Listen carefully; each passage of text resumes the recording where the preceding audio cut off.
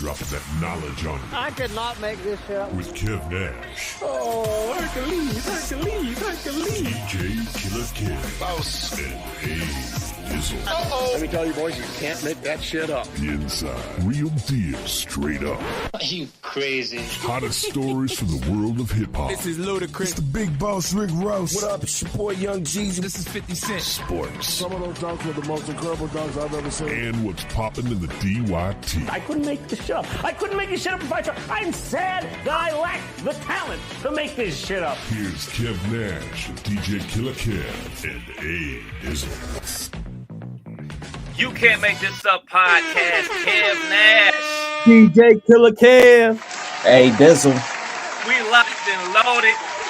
I'm calling it now. This about to be the best episode of this You Can't Make This Up podcast of all time. Production value at an all-time high. Tons of topics. Oh! We out here. Mark it down. Let another one fly. Let another one fly.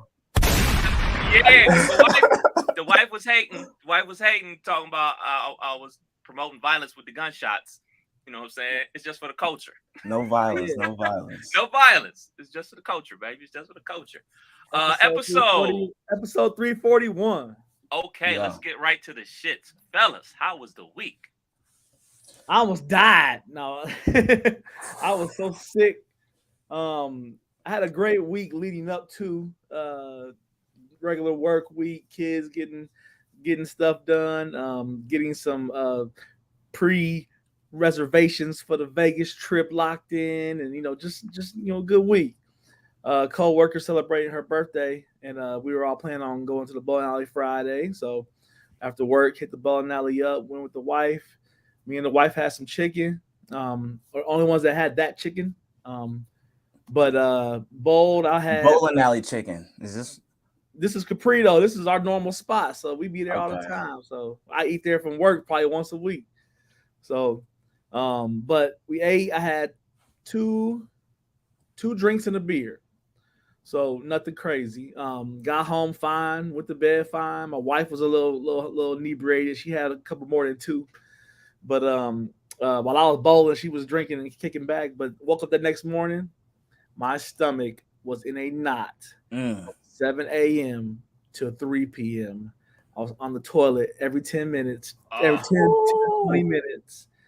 I'm talking, couldn't sleep. I didn't have the TV on. My kids didn't come in the room because they knew what was up. I mean, I was down bad. Even the little one followed instructions, huh? She went to my mom for the weekend. You know how she do. It's Friday. She called Nana, like, pick me up. But, man, I had to do a prom Saturday, so all I kept thinking about was I got to get better. I ate nothing Saturday, nothing. Barely have water until about 4 o'clock. I started sipping on water and Gatorade and got through the prom. Didn't eat nothing at all. This morning I had a little turkey sandwich, a little half of one, and so far so good. But boy, that was a ride. I haven't been in a stomach cramp like that in a long time. What up? All right. So what happens to y'all DJ folks when y'all do have like family emergencies or a medical situation, like you're sick like this and you have a gig that's booked? They probably already paid you a little bit of the scratch already off the top, so you obviously want to get the rest of it. Or you about to alley-oop it to Dizzle, you about to alley-oop it to O'Peasy, you about to alley-oop it to another DJ. What's the game plan? I had like a 2 o'clock cutoff where I was gonna have to start asking for help, and around then it was starting to I was at least able to sit up for a second, but every time I tried to drink something or eat something, I was throwing it right back up. So I was just I'm not eating nothing. So I sat there, worked on music, and kind of got better. Once I got outside, got some fresh air, loaded the car up. That seemed to help some more, and I just didn't consume nothing. I was dehydrated DJing. So I've never had to call off on a gig, but that was as close as it got because it was bad. Knock on wood. Yeah. Did you let them know, like the people that you was DJing for, like, hey, I'm gonna be running back and forth to this bathroom. Don't mind me. I did. I when I walked in, I was like, man, I've had a terrible day with the stomach. I don't know what it's gonna be, but if you see me run off, I got a mix. I'll be back. It was like, you gonna have some dinner? I was like, nope, I'm not eating. I don't trust my body right now. So that was tough. But all in all, you was the only one that got sick though. My wife had like hangover. She wasn't like Okay. that. She was just had a bunch of drink, but I was the only one that I didn't have a headache. I didn't have, the hangover feeling. I just had stomach. It was just in a knot. So, but I got a 40th birthday party this coming Friday. I got a wedding on Monday the 1st, and then a wedding on the 5th. So it's go time. Okay. Go get it. Glad you're feeling better, man. Glad you're feeling better. But shit, man. Go ahead, Dizzle. Go ahead. The time has finally came. My job is bringing folks back into the office. Oh, no. It's been a good run. They kept the building. Standing ovation. Hell of a run. Hell of a run. 3-year run. 3 years of paying rent for a building that wasn't in use. Yeah. But no, I don't gotta go back. I don't gotta go back into the office. We lit. We still lit. But now they opened up. For the longest, we didn't have a site. Like when we went to work from home, we didn't renew the lease on the building that we was all working out of for decades. So there was no place to go back to. But just last week, they did the ribbon cutting on the new hub out in Cincinnati. Pretty good turnout. Whole bunch of the big wigs, higher ups in the company came out, held different town halls, spoke with folks, got to do quick little round tables with some of the big dogs with the company. So it was pretty cool. But I don't think they giving the folks the option to come back and kind of do a hybrid situation, a couple weeks in the off or a couple days in the office, a couple days at home. I'm not going, man. That drive is not fun, man. It's gonna get worse with this construction that's coming up too. It was about a 45-minute drive there, and then about an hour and 15 back with the rush hour traffic. So it was not a good look. Almost ran out of gas on the highway. Yeah. And, I wasn't ready for it, man. It's been a while since I had a commute. Yes, you got a question? Yes. I always have questions. Have you guys ever run out of gas completely? Have you ever done that? No. Okay, I'm going to put this out there. Nor have I, but we are all too old and make way too much money to be running out of gas, especially a man with 2 full-time jobs. I be like, I ride it down to the limit, man. My shit be damn near on E and the light will pop up before I get gas. But I don't really be going nowhere. So I will be out of gas and the car will just be in a driveway for a week and just be sitting chilling. So I wasn't ready. That is one of my greatest fears, is to run out of gas. Like, I'm one of those people that, I get to half a tank, I treat it like the gas light is on. I'm like, I got to go get some gas. Like, that is a fear of mine, to run out of gas, especially getting on the highway. Oh, no, I'm out here at full tank. The lowest I've gotten tank shorty. 7 miles. That's the lowest I've gotten, where it said I had 7 miles of fuel left. And I was like, I better get some gas. I've gotten to the point, this is when I first was driving, but I got to the point where my shit was just running. You know what I'm saying? Just the momentum got me to the gas station. Don't get caught by the red light. Right. Yeah, but that's pretty much it. Not a lot going on this week. My wife's finally in her 3rd trimester. So we on the home stretch. Still finalizing shit for the baby shower coming up. But that's pretty much it, man. Got my fence fixed. We out here. We not leaning no more. Not by the homeboy? No, not at all. Not a chance. Not a chance. Send me that in the chat. Send me that in the chat. I got some work that need to be done with my fence. Got you.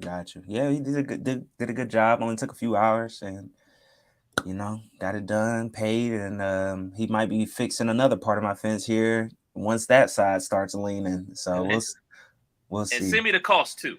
Send me the cost. Yes, got you. How was your week? Oh man, Killer, you talked about getting sick. Well, I got old this week.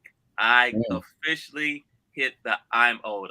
Everybody know I celebrated a birthday a couple weeks ago, but it wasn't until this week where I felt old. And I've reached the point of the working out where there are no more back squats. No more back squats. Back squats used to be my stuff.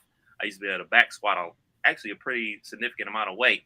So I'm squatting probably, I guess it's like Monday, I guess. and then just something in my back said, "Nigga, I gotcha." You don't use a little pad? Put the little pad on the back? not up here. Nah, it was like in my lower back. Oh, okay. And my shit just locked up, and it's been hurting all week, but not bad enough that I couldn't walk or continue to do anything. So I was like, all right, I'm gonna take a couple days off from actually lifting. I'm gonna just go to the gym in the morning and walk it out. And but then yesterday, chilling around the house yesterday, my shit was like in a vice grip. So bad that I just was laying on the ground, like in pain. It was that bad. This morning, the same thing. Finally mustered up enough energy and strength to stretch it out. Wifey gave me a massage, threw on the icy hot, threw on the heat pad, rotating between the heating pad and ice on my back. So I reached this stage of life that I can't do back squats anymore, man. So I got old this week, fellas. I didn't even... Throughout my stomach sickness, I got old as well because during bowling, the couple that was I was bowling, it was 3 of us on one lane. They left at like the 8th frame of the 3rd game. They had to go get their kid. So I was just like, I'll finish out the games. So I tried to like spin a light ball and I did something to my elbow. So like my elbow is like tender. And then setting up yesterday with the speakers, I was talking to the wife, putting the speaker into the stand. I wasn't looking and it slipped off and landed on that same spot. So like the elbow was just tender. I'm like, I gotta golf in a few weeks. I can't be out here, getting injured on the dumb shit again. I'm done with the dumb injuries. I did that with my calves years ago. So right now it's just tender, but it's like, damn, I gotta really stretch before I do anything every time. Yeah, man, I used to be a person, I never stretched at all. I could get out there and play football, go hoop, jump on my bike and ride and never like really get cramps or pains or anything like that. Like I've reached that stage of life that I have to stretch now, dude. Mm-hmm. And it's not fun because I'm so used to just jumping right into whatever I'm doing. So now getting to the gym, if I want to get a 45-minute workout in, I got to get there an additional 10, 15 minutes beforehand to warm up before the even workout begin. Like, damn. Is this life? Is this where I am? We got to incorporate yoga. I know a while back we did a yoga challenge just to improve our flexibility. Man, we got to get back on it or this is what will happen. Yeah. True that. You're right. True. You're right. Because I'm not going to the gym at all this week. I'm going to try to do some basic yoga in the living room, man, because, dude, that shit crippled your boy. I already cried once this week, and we're going to talk about why I cried once this week. I almost was about to cry again this week. So, yeah, it was that bad for your boy. All right, man. Let's do this sports talk situation, man. We got heavy things to talk about in the NBA. But first, man, we got to give a shout-out to Damar Hamlin. Fully cleared for football activities. He's making a comeback to the NFL. Congratulations to him. But my question for y'all, if y'all was Damar Hamlin and that situation happened to y'all, would y'all attempt to make a comeback to the NFL? I think I would, but I would literally have to go run myself into something real hard first just to see. Like, you know what I'm saying? I had to go run into one of them things that you pick up and run. Little tackle machines. I would have to just go because even as like a teammate, I think about that. Like I wouldn't want to hit Damar if I had to. Or contact him until I knew for sure. So I need to see him get physical. And if that's, no one had their story in like that. He got the bread to do whatever he want with the foundation. And he's an NFL player. So, I mean, I say 24, 25, however old he is. Yeah, man. Doctor say you good. Yeah. Worst thing that to happen, you're going to be a legend either way. So yeah. Hey, get this bread while you can, man. Keep going. I'm certain that they gonna do all the specials. They gonna be milking this shit. Cause I don't remember. Is he a receiver, a DB, a safety? A DB, yeah. Well, I pray for him. Hopefully he's not. Hopefully he's ready to come back. This was a quick turnaround. I mean. I've seen niggas out in December. Yeah, I'm about to say I've seen niggas out for longer for less. You know what I'm saying? Right. So hopefully he's healthy and hopefully he run this checkup because the NFL is definitely gonna be milking this story. Yeah, no doubt. For me, I this was a freak accident. Think about how many times dudes get tackled in one NFL game. Now multiply that by however many teams are in the NFL on a weekly basis, dudes making tackles. This has happened basically once in the entirety of the NFL. So this is a freak accident. But for me, I don't think I could do it. Now, obviously, he's 24, 25 years old. His mental space is totally different. He's a braver soul than I could ever be because he actually plays NFL football. But for me, I would be shook. I wouldn't be able to get over it mentally. But you're right. Like, the NFL is going to milk this. Get ready for the Disney story that's going to come out in a couple years about this. Like, just say he couldn't play anymore, or say as he goes out there and can't mentally get into a place where he can continue to play NFL football. The NFL will take care of him. Always liken it to situations like Allen Iverson. Allen Iverson in the NBA, saying allegedly he was bad with money. The NBA is no longer going to let their star players end up broke.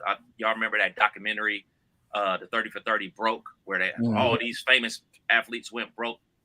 Leagues are no longer in a position where they can allow their big-time players to go broke. The NFL is in a position where they can allow DeMar Hamlin to be out here looking all effed up. They will make him a spokesperson. They will put him on the talking circuit. They will make him a part of the league to make sure he got money in his pocket if he chooses never to play football again. I salute him as well. For me, I know I wouldn't be able to do it because that's all I would be thinking about the whole time when I'm out there, man. But like everybody said, we wish him nothing but the best. Yeah, most definitely. I'm gonna check it out. Like this, I know they're gonna be milking it. I don't know if he's gonna be ready week 1, but like I said, that's definitely gonna be a storyline. But shout outs to the boy. Yeah. And then last night we got a little boxing action. Tank Davis, Ryan Garcia. Oh, we got action. Yeah. Production. For those that don't know, we on YouTube now, so check us out on YouTube for the live clips. You know what I'm saying? Make sure y'all tune in, share it, let everybody know we live. We live, baby. Yeah. Big live, man. Did y'all watch the fight? Man, I watched the highlights. I was DJing, but time I got home, I turned on and saw the Twitter feed of the first knockdown, this one, of Garcia. And from there on, I thought, well, Tank must be in it. And every clip I saw, he was low. He waiting for the right time. He was doing his thing, and Garcia was just getting exposed. And then that one body shot, that last body shot, because he got a few of them, but that body shot put him down. Yeah, I had to see the replay a couple of times to see the body shot because I'm watching it live. I didn't see it, and then I see Garcia go down to a knee, and I'm like, what the fuck just happened? Because I sure missed it, but that body shot had his nose bleeding. I'm like, hold on, that shit was something different. Yeah, that was that liver shot. Did y'all bet on the fight? That liver shot. I did not. If I was gonna bet, I would have bet on Garcia just because I'd have paid more money off of that bet. It was a good fight. Garcia was on attack mode, but much like they were saying, like, you got to be careful. You got to be careful because Tank is a counter puncher, and him being so much taller than Tank, that's not hard to beat. Tank is only 5'5", so you leaving yourself open for body shots. And when he hit him with that liver shot, that, like, if y'all go ahead and I believe it was Oscar De La Hoya got hit with a liver shot a couple years back versus B Hop, and it crumbled him just like that. And I was like, it's over. He's not getting up. You can't get up from a shot like that. It basically shuts your body down. So once you get hit with a shot like that, my brother was out, my brother lived in Vegas, and he was at the sports book watching the fight, and people was all mad at Garcia because he didn't get up or whatever. And it's like, man, these are novice, man. Let somebody punch you in the liver. Because you're not getting up. Let the average nigga punch you in the liver. You're not getting up, dog. Not let alone a professional. So yeah, good ass fight. And I watched it. Shouts out to the plug. Shout outs to the plug for sure. But nah, man, I flawless streams. I had to put a limit on my betting. On the betting app, I had to put a $100 limit, man, because I've been out here blowing it, and I would have lost. I would have lost because the underdog was paying so good. Betting on Garcia, I was tempted to just say fuck this little limit and put some money on it, but I'm glad I didn't. Yeah, man. Speaking of the betting, man, I haven't won an NBA bet yet. Like I've been betting every single NBA game. I just put another cool $25 on my account, and I'm already down to $20. So like, after this, I'm fucking done until the NFL come around. They not about to milk me for this shit, bro. And then I don't even be doing nothing ridiculous. I'm like, all right, he'll get 5 rebounds. He's a center. Oh, LeBron, he'll score 25 points since the first game. Nope. It's a setup for failure, dog. It's a setup for failure. After this $20, I am done. I am done. I sent y'all a screenshot this week. I was in a DraftKings lineup with like 29,000 people. Headed to the last game. I was in first place, winning $15,000 for a $4 lineup. But I had nobody in the late game, and I knew it wasn't going to hold. And I ended up winning like $20-25. But with my weekend, with Saturday being a Saturday, I didn't touch no sports betting. I wanted to, but my stomach had me down, and then I'm at work today. So that's how bad your stomach was. You wasn't even gambling. That's correct. That's how bad. But shit, man, we in the middle of the NBA playoffs. The biggest thing to come out of the playoffs thus far, Draymond, stop me if you heard this one before, got suspended. Dizzle, run the clip. Run the clip. Monk puts it up. Hey, did you watch this live? I did. I did this not. Shit is hilarious. Because not only do we step on him, he springboards. He literally springboards off him, man. But then, I mean, so he got ejected from the game. Obviously, I think Sabonis was grabbing his leg for sure. He only got a tech? And I thought that should have been it. You know what I mean? We seen why he springboarded off of him. Why is Draymond getting suspended an extra game? He already got kicked out the first game. Draymond, the history. You not with it? Get out of here. Get him up out of here, bro. Come on, man. Like I get Sabonis grabbing his leg and throwing him off balance. But if you was trying not to step on somebody, he would have failed too and just got up after the leg grab. Instead, he I took this opportunity to reset on the rib, and then let me jump off of the rib. So, I mean, Boing. Draymond and what's dude's name from Memphis? I mean, they peas in the pie, man. Oh yeah, we definitely gonna get into that. That's them kind of players, man. Man, look, not only are those type of players, but those type of players are needed in the NBA. I appreciate what they bring to the NBA. It gives us great talking points. Everybody's not going to be, Steph Curry, a pretty boy shooter. Not everybody's going to be a lethal scorer like KD. Like, you need the goons, and that's their role out there on the basketball court, to be a goon and to cause ruckus and everything like that. They serve a purpose, but you still got to pay the consequences. And he paid the consequences of being suspended for a game because he's been doing this shit his entire career. And I said it the night it happened or the day after. He got goated again. LeBron got him in the finals, and that turned the whole series around, and the Cavs ended up coming back to win. One of LeBron's greatest accomplishments outside of winning the championship, getting him up out of there so they could win the championship. And then Sabonis got him again. Yeah, Sabonis grabbed his legs. Sabonis been playing dirty the whole series. But it's not who actually does the dirty work, it's who actually gets caught. And Draymond got caught, got the heave ho, and also he was out there doing this wrestler impersonation, barking to the crowd while the I fucked with that. I fucked with that. Yeah, calling people pussies the whole nine. Like, damn, this nigga is out here wilding. I did fuck with that because if you a fan, I said it's good to have some hate and have some hate on the floor. You know what I'm saying? And that's a perfect opportunity to play the villain. He's hyping up the crowd. Like, niggas are gonna remember that, man. I give him props for that. I saw an overhead view of showing the crowd going towards Draymond, and it was like 30 middle fingers up. Like, that shit is epic, man. Yeah, that had to be fun. But from the NBA's perspective, they're always gonna think about the malice in the palace. Mm-hmm. That is partially why he got suspended. Just like you can't go in a crowded area and yell fire. Like, you have to always think about the worst thing that could possibly happen. And him barking at the crowd in that aggressive nature, if some stupid fan throws something at him or a stupid fan rushes the court and Draymond beats the shit out of him, the league is done.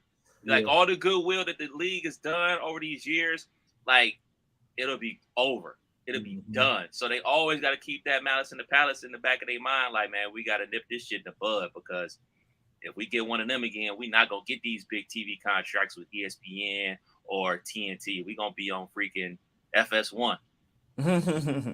So I know y'all saw, okay, so there was some just action. Niggas was with it this past week. You seen Joel Embiid and who was it? Was it Claxton? Yeah, getting into it. Joel literally tries to kick him in the nuts. And get him up out of here, bruh. Does that warrant a suspension? Hell yeah. He didn't get it. I know. And that's what people be talking about. That's what people be talking about, like with shit Selective not being outrage. fair, selective outrage. Oh, y'all did it for him, but not him. He should have got kicked out and he should have got suspended. So you can't try to kick niggas in the nuts, man. And he did. So he got a tech one. Like he still was able to play the rest of the game. And then you see James Harden, I believe the same game, he chucked somebody in the groin area and he gets ejected. So it's like terrible. It don't make no sense. Yeah. So from my perspective, obviously Embiid tried to kick him in the nuts.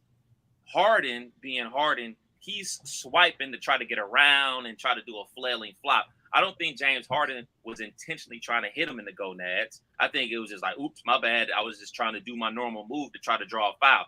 Don't think James Harden should have got kicked out, but I do think Joel should have been kicked out because Joel was like aiming for this nigga nuts. Right. Yeah. Nah, they got to get it together. Then Dillon Brooks, I think it was the next day. Like something's going on. Niggas is going for the gonads. He gets ejected early on in the game for his swiping at LeBron, man. So I don't know what's going on. I mean, you brought it up, man. Let's rewind. Let's rewind to game 2 after the Grizzlies win game 2 over the Lakers.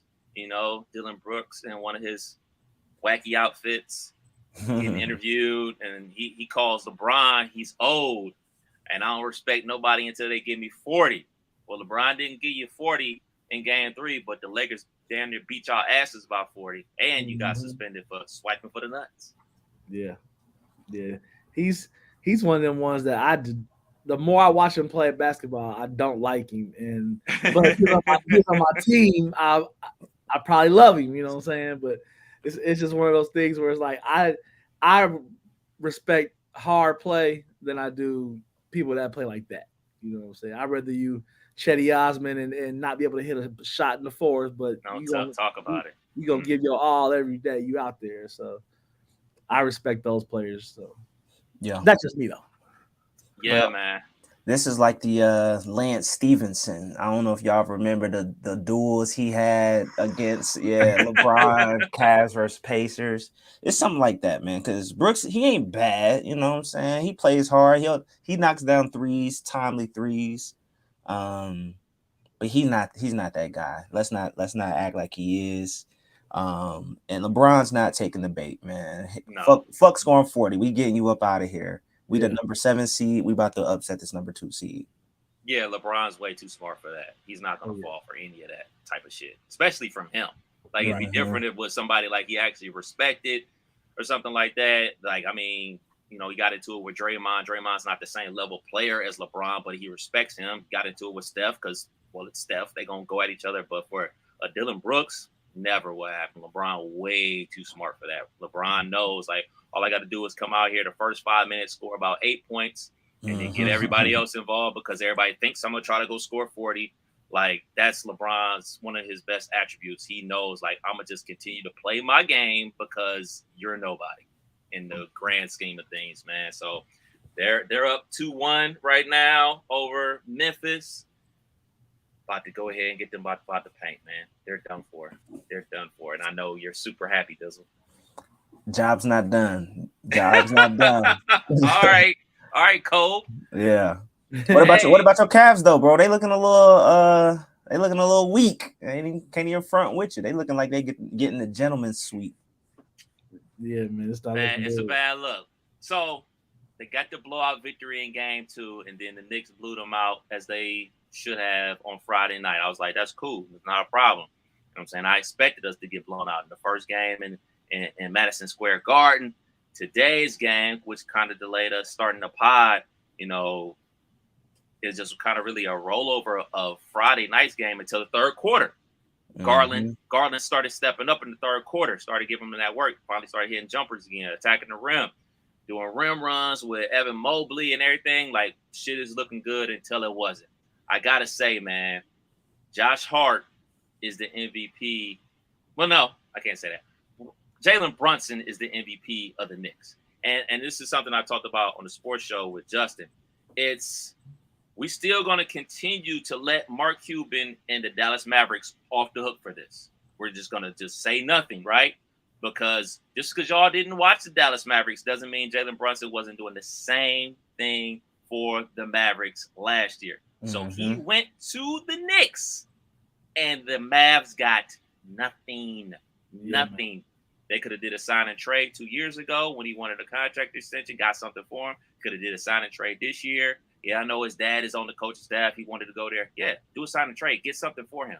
And now he's on this stage. Now everybody's seeing how good he is. Now everybody on his nuts. But ain't nobody going to say nothing about the Mavericks basically getting – well, not basically. They got nothing for him. Then they traded half the roster to get Kyrie Irving. And Kyrie Irving is about to be a Laker in the offseason. So you about to get nothing for both of them dudes.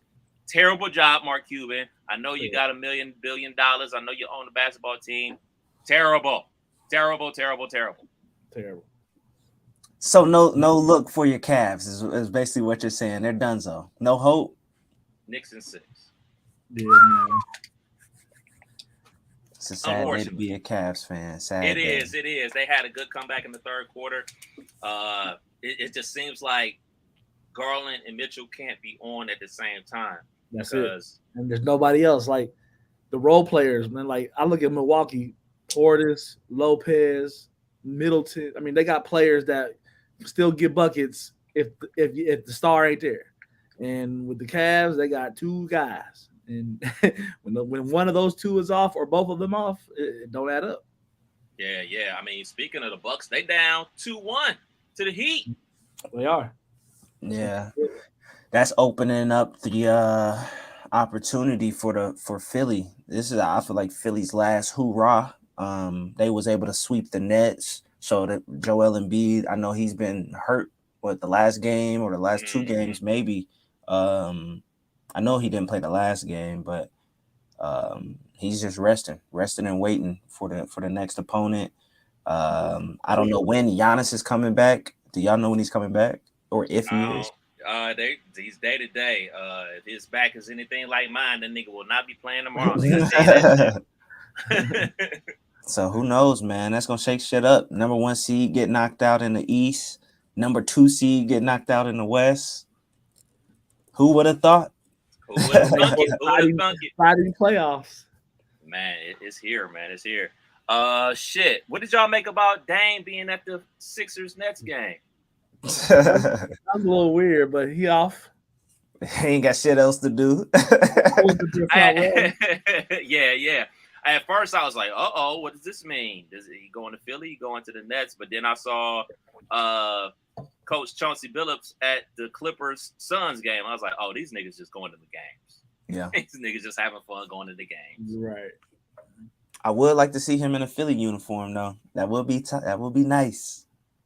Man, I mean, Harden is an unrestricted free agent. Yeah, but that have to give up Maxey, and that ain't happening. Maxey is that dude. He was going to be my most improved player pick. If we go look at our picks from the earlier in the NBA season, he was my most improved player. I don't think he's gonna win it, but he's definitely out here hooping for sure. Facts. All right, man. All right, y'all. It's week 7. Week 7 of the Hip Hop Project, aka nominations for the 50 greatest hip hop songs of all time. Not gonna front. I've been looking at the list, and this list is absolutely fire. We definitely got to make a playlist once we get everything all situated and send that out to the masses. But who want to go first this week? I will, so y'all don't steal my shit. Get to it. So, you know how me and Kev we all do it, but try to find a theme, try to find where the list is lacking. And I was like, female rappers. I have some female rappers on here. So make it good, my G. Number 1 will be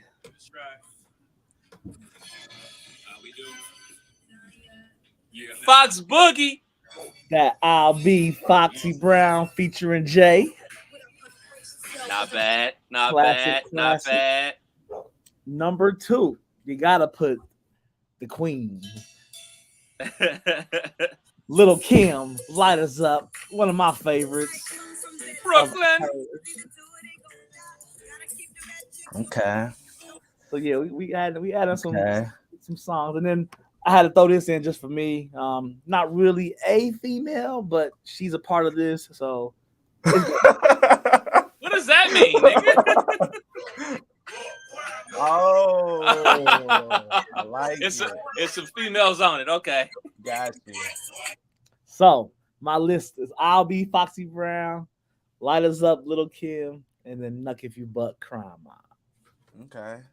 Crime Mob. I don't know about the other two, but Crime Mob is definitely that was a good one I haven't thought about. So yeah, nice.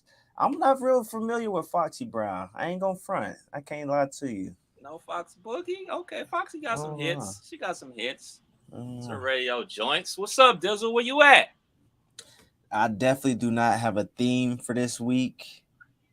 I feel like we got a good deal of Hove on this list. But this gotta be on the list, man. Classic UGK versus. And you hate Bun B. and I ain't gonna say I hate Bun B. He's just not my type, you know. He's not my flavor of flow. But nah, man, classic joint. Yeah. Jay-Z featuring UGK. Next up, this one might be a little debatable, but it's definitely on my list. It's got classic verses, and I know niggas know this word for word, bar for bar. And I know everyone got a per. Some niggas might have 2 per. Yeah, good one. I love it. Dude, that's fire. Yeah. Classic joint.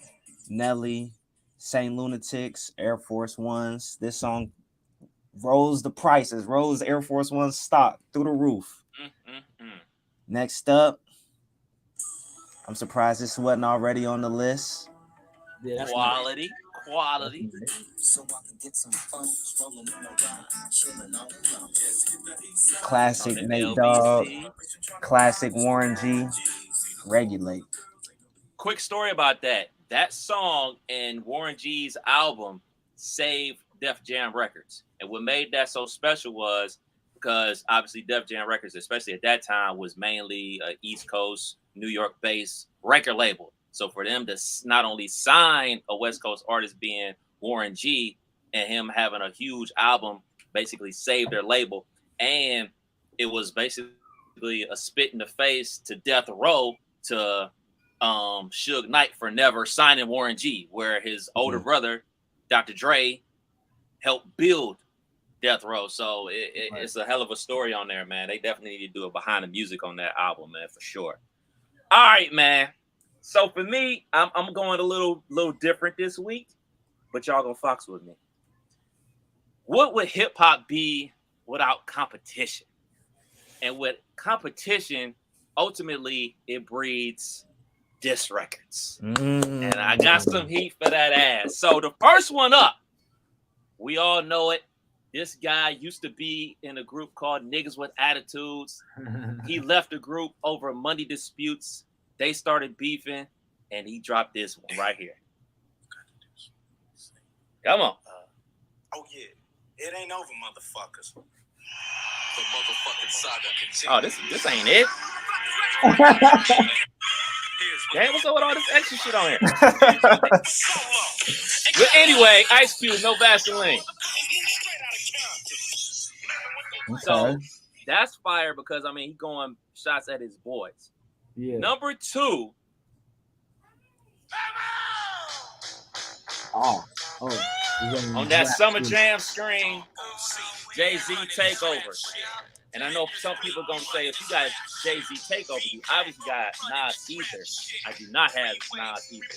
Nor do I have Tupac Hit 'Em Up. Nor do I have Biggie, Who Shot Ya. But I do got this one from Drizzy Drake. Hey. Oh, man. Yeah. Without a doubt, this is one of the greatest diss records in hip-hop history. Yeah. I'm a huge Meek Mill fan. I'm not a huge Drake fan. But this motherfucker right here, boy. I mean, it was ringing out in the clubs, heavy rotation across radio stations across the nation. And I was looking at the list. I was like, man, we only got now officially 2 Drake records on here, and they both by me. I don't think I got Drake on my list, but you did a good job. What was the other Drake song? You it was Migos Versace, the remix. Okay. He got a verse on there. So yeah, Drake has made the list twice, and it's all from me. So if anybody think I hate on Drake, there you go. There you go. There you go. It's solid. But I'm gonna have to pick up some more songs because I only got a few more in my. What's the name of that one? You said Drake's one. Back to back. Back to back. I can't remember it. There we go. Yeah. Notes is right. Mr. Notes is right. Shout outs to the folks commenting, man, because they actually jumped on one of the posts and threw a couple joints that we need on the list. Yeah. So we got 4 weeks left. Woo! Then we gotta break it down. Then we got to break it down, and shouts out to everybody that's been chiming in, like you said, on the post, and people texting me, what about this song? What about this song? What about this group? Pay homage. We are desperately running out of time. And I'm glad you threw Air Force Ones on there because that was on my list, so now I can bring something else to the list game. I mean, we got a lot of shit out there. I mean, I was looking at the list. There's no Young Jeezy on there. There's no Rick Ross on there. I mean, there's very limited Outkast on the list. Yeah. I mean, it's a lot of hip hop classics out there that we got 4 weeks to get nominated at least, and then we're gonna start trimming it down, man. So, you know, next week, be ready. Yeah, and keep letting us know. They said we missing Will Smith, Summertime. I don't know if that's making the list, but it might. They said Baby Got Back, Sir Mix-a-Lot. I don't know. Hey, Sir Mix-a-Lot, Baby Got Back. Okay, but without a doubt, in my opinion, Sir Mix-a-Lot's best song of all time is Posse on Broadway. Listen to that song, listen to that beat. That shit knocks to this day.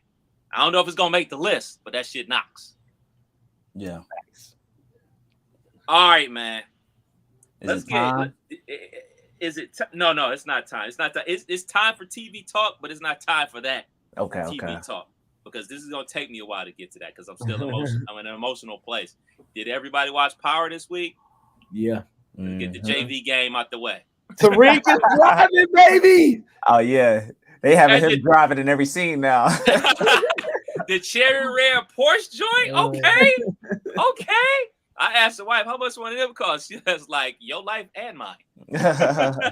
First thing I thought about was Dizzle saying, "We still ain't seen him drive yet. Do we know if he can drive?" I'm like, "Oh, he had a whole green screen 10-mile drive." Yeah.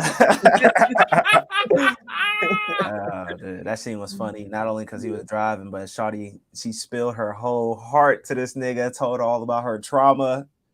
And that nigga didn't give a fuck, not one. And was like, anything else you want to tell me? He's like, yeah, I'm sorry for you. Yeah, but about the other shit though. Yeah. Yeah, man. That was, I mean, shoot, even Tariq and Brayden got into a little fisticuff at the elevator. You know what I'm saying? Gave a little Brayden an eye jammy, kicked them niggas out the business. No most people pulled up on him trying to get away. Yeah. So that's gonna get interesting. They always reel me in right on time, and now that the main event is over, I'm cool on finishing up this season. So. Yeah, I mean, shoot, what else happened on Power? The dad had the funeral that got shot all up and everything like that. It was a ton of action this week. The brother wouldn't hit the Russians up. Yeah. The Russians came back to the funeral. Yeah. Them niggas can't shoot for shit. I can tell you that. Wow. The Russians pull up in the SUV. He gets out, bucking at sitting ducks, misses them. They pull out with handguns and hitting them niggas like they got infrared scopes. Yeah. That's not how that shit works. So what you think gonna happen? Any predictions so far? Or are we still riding? We just blind at this point? What's going on?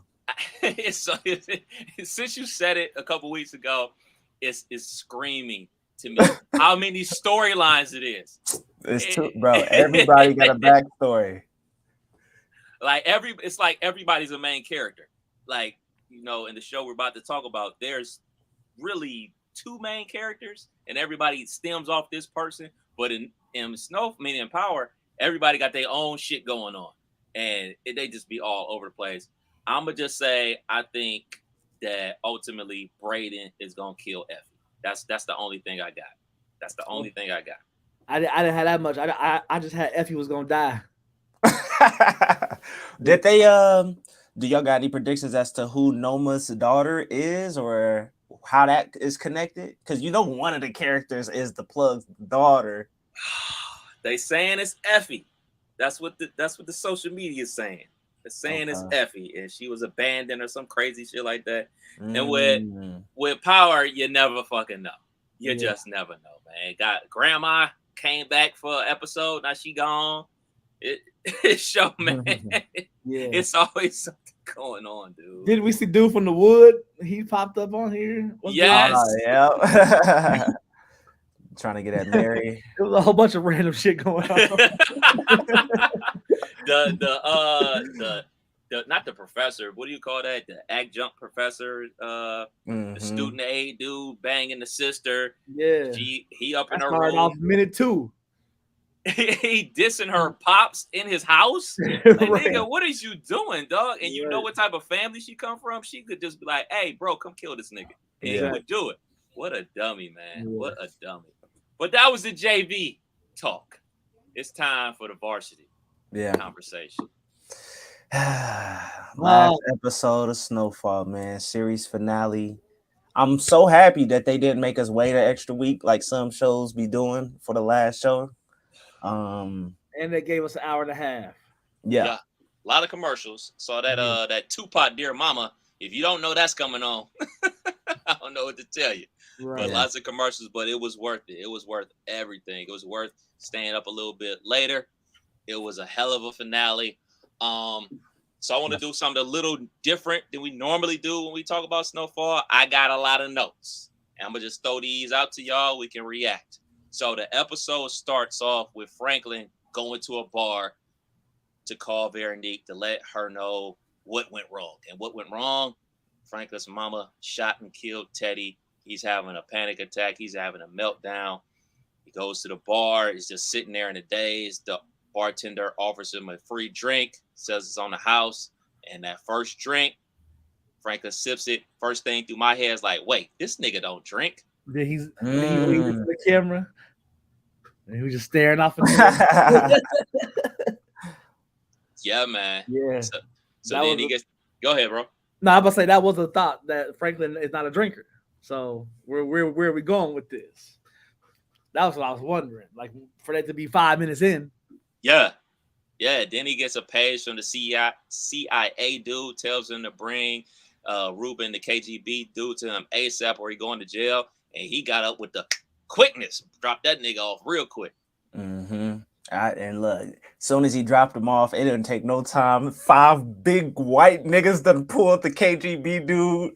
Didn't waste no time. Damn. Yeah, that nigga's donezo. He said they're gonna put me through hell. I'm like, oh, shit. We already know what's coming for him. And one thing they showed early too was within that time, right about where we are, is he pulled up on Leon and he needed money. How much money you got? How much? So he's starting to reach for any and everything that he can. And I made you, nigga. I made you get this money. You know all that. So it was looking bad early. Very bad early. And not only that, man, like you said, he threatened Leon. And Leon is the man in the projects. So people wasn't gonna let Franklin just come up there and debo the situation. Leon talks about like, hey man, why do you think your mom did that? And of course, Franklin simply goes to the man, she lost her mind. She crazy. Who gives a fuck? Give me the money. And he was like, I can't give it to you. Your mom didn't want you to have this money. I'm not about to disrespect her like that. And Franklin fucking loses it. And something that I noticed, like Leon says, is this really how you want it to end? Well, Franklin asked him, this how you want the shit to end? And Leon was like, no, this is not how I wanted it to end. Right. But ultimately, it did end that way. Mm-hmm. Yeah. So Veronique cleaned him out. No money in his bank. He trying to make a quick withdrawal. Bank teller tell this nigga, your wife already done came here, done got about what was it, 800,000? 800K, bruh. Yeah, So man. It's sad. It's sad because he's losing his shit. And not only his mind, but obviously his money and his family. So she tries to set up a situation where they could sell the downtown properties to make bank and keep the spots in the hood and build them up the way that they wanted them to. Because remember, he bought those apartments from his mom's old boss because he was a slumlord. Like, he's got to be in a black neighborhood. We're going to take care of him. So Franklin does something even worse. He sells it back to the slumlord for only 800K, puts that shit in the bank, all because he got mad that Veronique dared to try to go get a deal done for the downtown properties.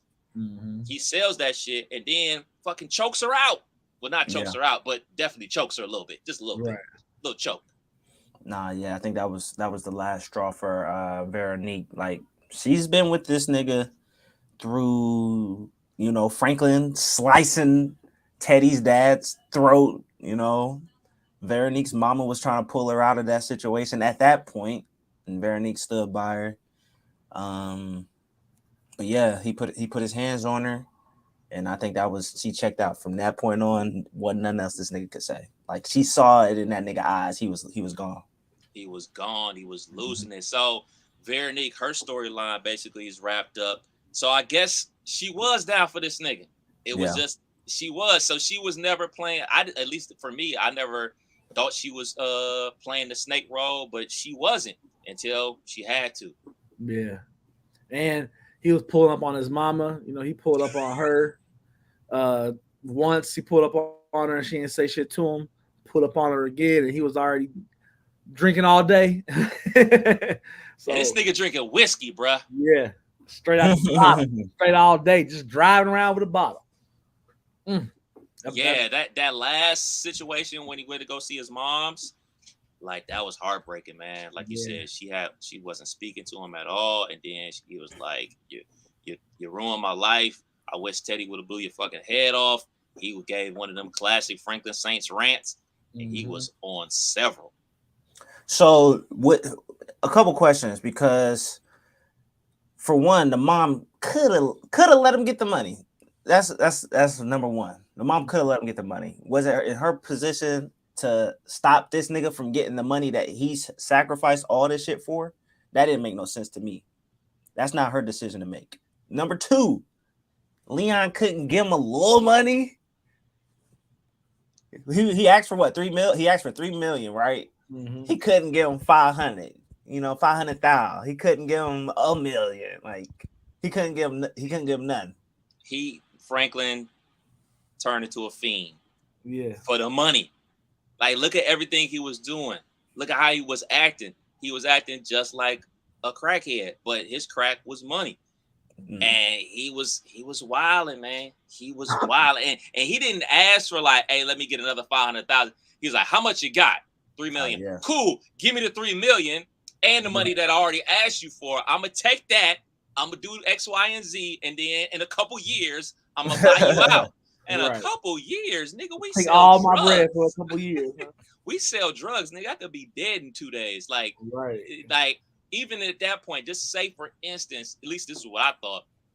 If Leon was willing to, like, all right, bro, here's a meal, here's a half a meal, I think Franklin would have fucked it up. His mind state was not Saint from season 1, 2, or 3, or even 4. Like, his mind is all over the place. He's just trying to fix shit, but I don't think he had the mentals to fix it. Right. Exactly. As for his mom, I get what everybody say, man. I understand, man. You couldn't wait. Like, you could have killed him, but shit, you could have let the nigga get the money first. I get it, but like in her mindset is, hey man, not only did this dude help destroy my family, but he's bringing drugs into my community, killed my damn husband, and look how my son is acting because he wants this money so bad. Like, it ain't like, it's just totally overboard. Franklin was completely crazed. He wasn't crazy. He went mad. Like, you know how they talk about a mad scientist? Like, that's how he was acting. Like, nothing was rational at all. Yeah. Niggas down bad. Are y'all surprised though with how it ended? So I want to ask y'all that about the ending. So I saw this. I haven't researched it. I saw this in the comment thread of a post when he get dude to open the safe, and he like, how much is it? And do like about, I don't know, $12K. That is, per this comment I saw, the exact amount Franklin spent for his first brick So he went from, when he started, 73 million back to where he did, you know what I'm saying? He just did a whole 360, and it was like, damn. Peaches was right up the street. Like, what was it? What was this nigga? This nigga, I forgot, how much did he steal? Because he stole some. $5 million. Had 12K left. That nigga Peaches was in Troy. Yeah. And they couldn't find that nigga. Yeah. I mean, damn, Frank was such a fucking savage. He gets what happened?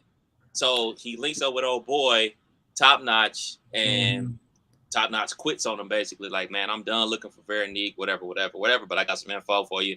Find out that it's Peaches. He go there, get into it, Peaches, kills Peaches, sees the damn safe, calling the damn locksmith to open the safe. Like y'all said, the 12K in there. Kills the crackhead that comes in the house, then kills the damn dude that opened the safe for him for $12K.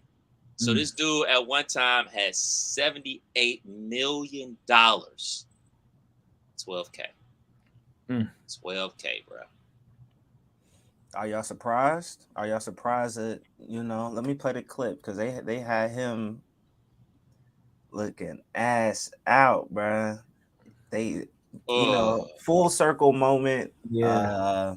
I think the poetic justice in having it in this way, him being a drunk, homeless.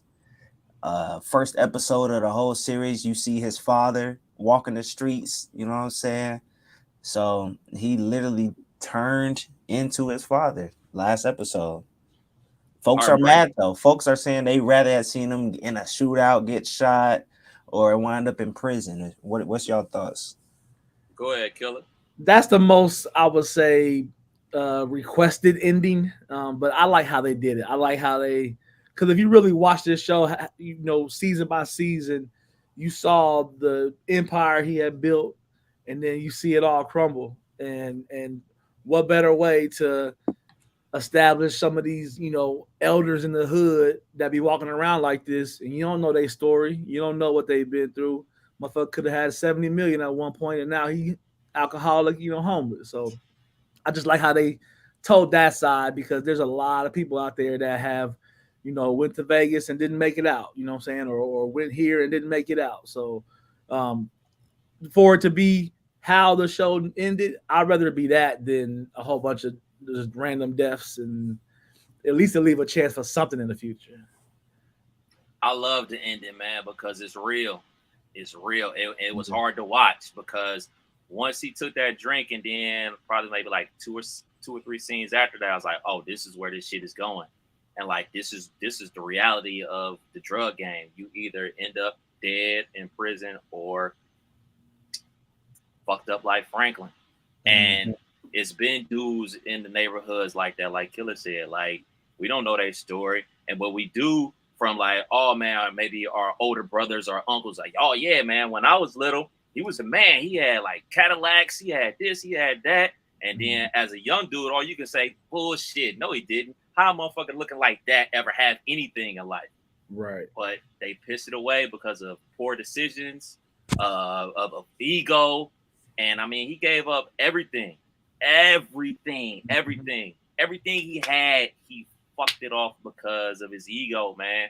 And the two things about it, not only the ego shit was really like, remind me of Teddy, because you know how Teddy's ego was. And then obviously the alcoholism and being his biological father, and him basically living in a house that he grew up in and losing it because he's not able to pay the property tax. It was heartbreaking, man. It's like, damn, but that's real. And I know people wanted the glory, the shootout style, kind of like how Walter White went out in Breaking Bad, or getting shot and killed like Ghost did in Power. Those do happen, but that happens as well. And I think I won't say cool, but I didn't predict that happening. Facts. You know, so they gave us something that people weren't predicting, but that is still a reality because we've seen that type of person in the neighborhoods before, for sure. And for it to be the last episode and to tell that kind of story like that, I appreciated a year later, 2 years later, so they give you some time to, see what he been, soaking in, you know what I'm saying? So they kind of, people kind of maybe missed that or forgot about that in their complaining, but they spread it out. Leon came back 2-3 years later, knocking on the door, trying to see what's up with him, you know what I'm saying? Yeah. And I think beginning to end was a 7-year run. I think they started it in 83. Yep. And then I know y'all saw the ode to damn, I'm fucking up his name. John Singleton. John Singleton. With the Boys in the Hood dope. nod. Real dope how they incorporated that, and it wasn't nothing that was overblown or spent too much time on. But when you saw it, you had like, wait a second, I had to hit rewind real quick. I'm like, I like how they did that, and it was a real quick, just dope tribute. Yeah, amazing show. I don't think there's another show, or there's been another show that I've experienced that was like must see live watching. Like a lot of the shows that I'm certain, The Wire was like this. Maybe Game of Thrones. 24. That was my shit.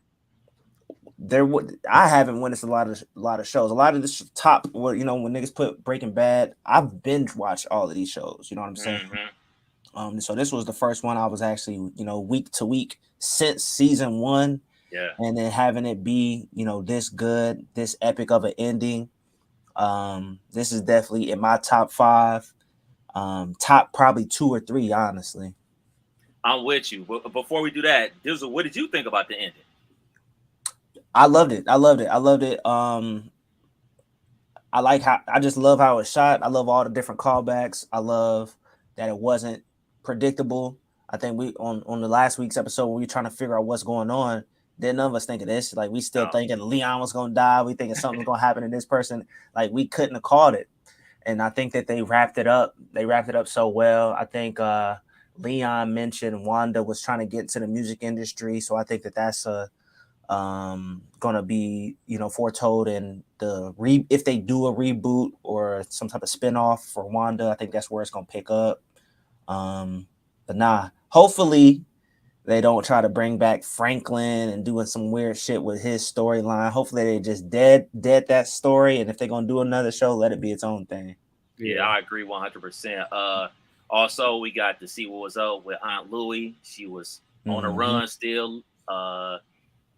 DEA still looking for her. Looks like she didn't have any money stashed away. So we talk about Franklin going from $78 million to $12,000. She ain't got shit. She ain't had nothing. She had nothing. Yeah. She lost everything as well. And then we see what's up with my guy Gustavo down there in Mexico. Probably the happiest. He probably got the happiest ending, honestly. Facts. He was looking the most bleak. Yes. I knew that brother was not making it. Episode 7. I'm like, he's gonna be out of here. I can't believe my dude made it. All I know is, hey, I know he love his girl, he love the kids. They in North Carolina. Don't go see them motherfuckers, bro. Don't do it. Let me ask y'all this too. Don't do it. With how it ended, now we know the ending. do y'all appreciate or wish they would have not done any of the deaths that they did? Like, do they really need to kill off Unc if this is how it was going to end? Do they really need? You think so? Okay. Yeah, we needed something that was going to crush us, dog. We needed something. But wasn't nobody else, only other person that was going to crush everybody, because, I mean, it would have been Leon or Unc. Everybody else, like, all right, well, you know, if it was Aunt Louie, like, well, she kind of had it coming. You see how she been doing Franklin? If it would have been his mama, catch it like, oh, that's messed up. It's his mom. But she wasn't, like, a forefront character. If it was Leon or Unc, we're crushed. Yeah. So, unfortunately, I was just thinking about that because the Alden death is what turned Mama kind of turned up.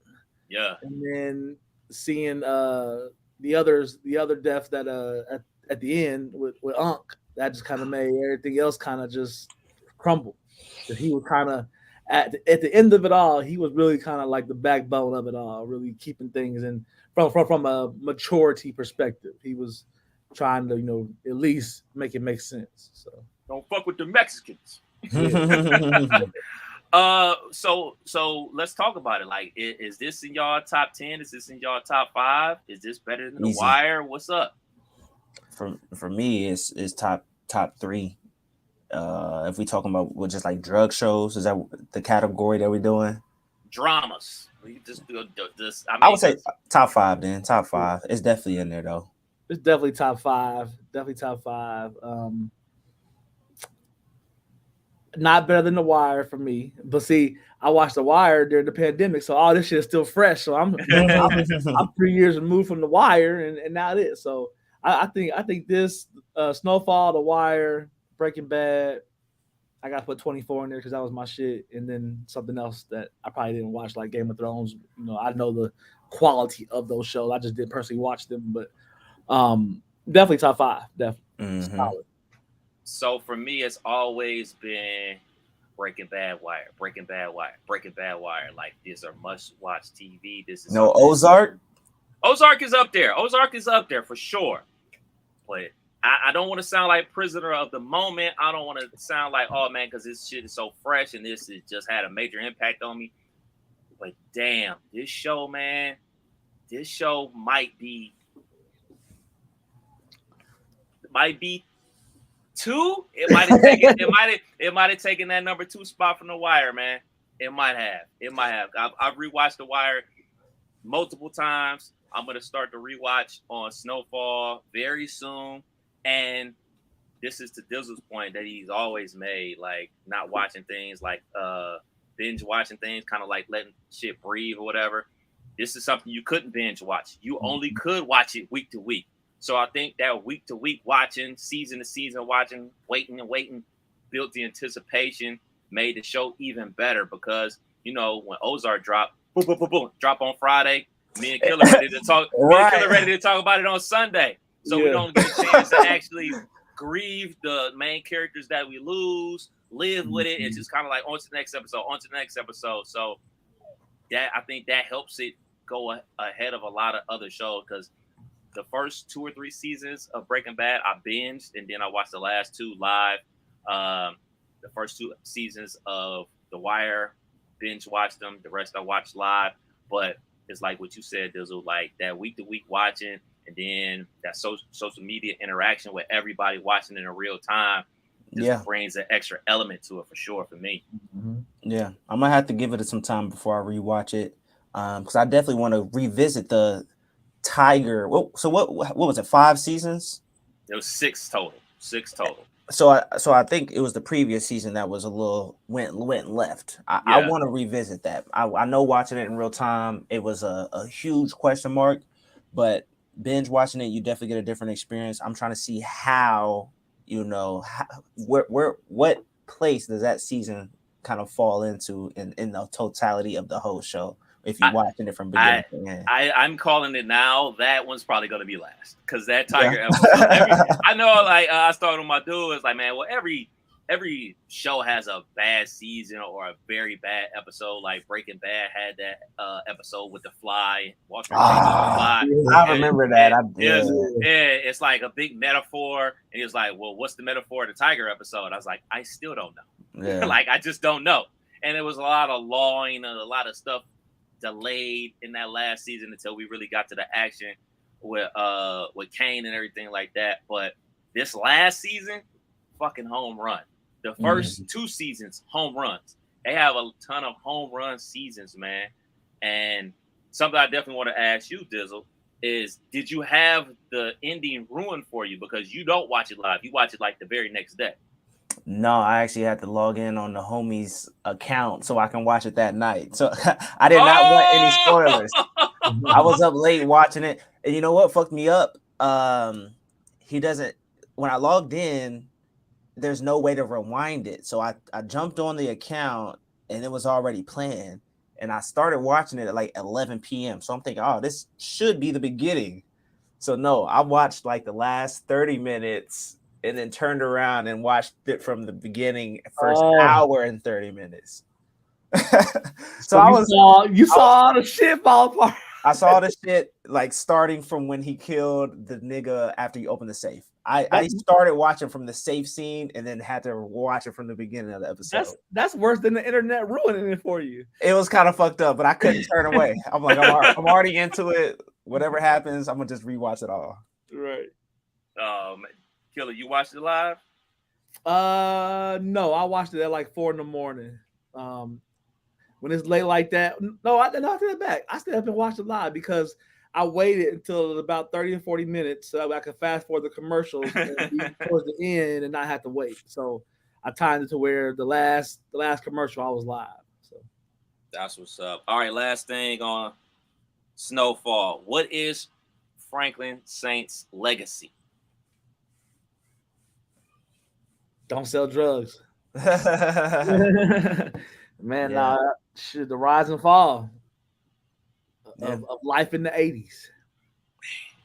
Yeah, I think that's about it. And you see, he wasn't really known. Nigga, Leon came back to the spot. Niggas didn't know who Leon was. Niggas didn't know who Franklin was. So, shit, that's what killed me too. I think they was in the prison and the mom was asking if anybody else was talking about her. Like, she's a hood legend, but it wasn't no big deal. Just another nigga in jail, another nigga dead. Like, it was not the biggest news story, or at least that was shown. You know what I mean? Right. Life goes on, basically. Yeah, like the OGs, they're OGs for a reason because they ultimately get old or they get killed off. And the next niggas in line, they just keep on going on. They're not thinking about what happened in the past. They only thinking about the here and now. So it was all for naught. 78 M's to nothing. Mm-hmm.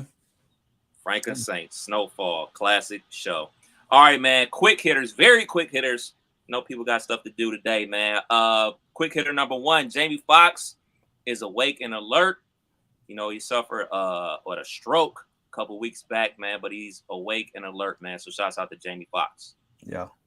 Did they officially say it was a stroke? Because I know it's kind of leaked out by now. I think Martin even said something, but did they officially announce that, or is it just not from the family, but like those are the reports from TMZ? Yeah, that's just crazy.